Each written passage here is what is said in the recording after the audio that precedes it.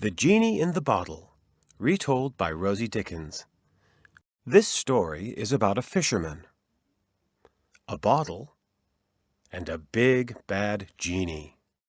Once upon a time, a fisherman went fishing. He threw his nets again and again. He caught slimy seaweed, shiny shells, and a smelly sock. Yuck! Then he caught something else. "A fish!" he cried. But it wasn't. It was an old bottle.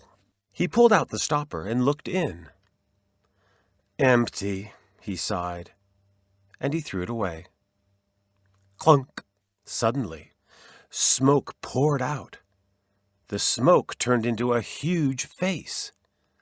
"Help!" cried the fisherman. "A genie!" The genie's tummy rumbled.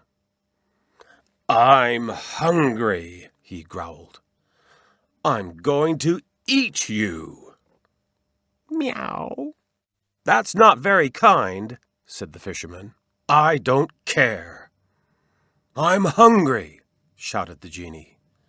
"I've been in that bottle for a long, long time." The fisherman thought fast. "I have to get him back in the bottle." "You were inside this bottle?" he asked. "Yes," snapped the genie. The fisherman laughed.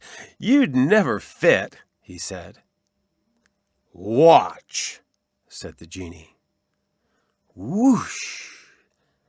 He whooshed back in, and the fisherman pushed the stopper in hard. Phew!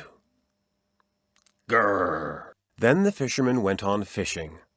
Purr! And caught a tasty fish for dinner.